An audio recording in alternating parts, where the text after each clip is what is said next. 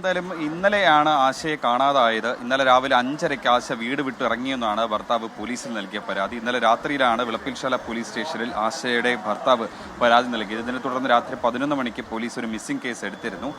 പക്ഷേ ആശയെ കണ്ടെത്താനായില്ല. പ്രാഥമിക പരിശോധന നടത്തിയെങ്കിലും ആശയുടെ വീട് വരുന്നത് വിളപ്പിൽശാല പോലീസ് സ്റ്റേഷൻ ലിമിറ്റിലാണ്. അവിടുത്തെ അരുവിപ്പുറം എന്നൊരു സ്ഥലത്താണ് ആശയുടെ വീട് സ്ഥിതി. ഇന്നലെ രാവിലെ 5:30 വീട് വിട്ട് ഇറങ്ങിയെന്നാണ് ഭർത്താവ് പോലീസ് സ്റ്റേഷനിൽ നൽകിയ പരാതി. അതിനുശേഷം ആശ ഇന്നലെ വൈകിട്ടോടുകൂടിയാണ് ഈ കാണുന്ന കൊടിയിൽ ടൂറിസ്റ്റ് ഹോമിലേക്ക് എത്തുന്നത്. ഈ കുമാരനും ഇവിടെ അപ്പോൾ താമസമുണ്ടായിരുന്നു. കുമാരൻ 10-ാം തീയതി മുതലാണ് ഇവിടെ മുറിയെടുത്ത് താമസിച്ചിരുന്നത്. അതിനുശേഷം ഈ കുമാരൻ ഇന്ന് രാവിലെ ജോലിക്ക് പോകേണ്ടതുണ്ടായിരുന്നു. രാവിലെ 5 മണിക്ക് ഡ്യൂട്ടിക്ക് എത്തേണ്ടതുണ്ടായിരുന്നു.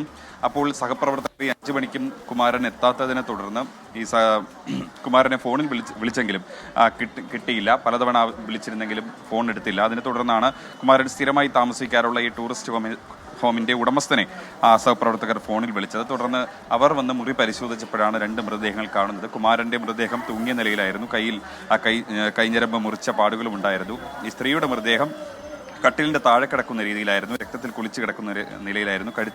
കഴുത്തറുത്ത് കൊലപ്പെടുത്തിയ ശേഷം കുമാരൻ ആത്മഹത്യ ചെയ്തതാകാമെന്നുള്ള നിഗമനത്തിലാണ് പോലീസ് ഇപ്പോൾ ഉള്ളത്.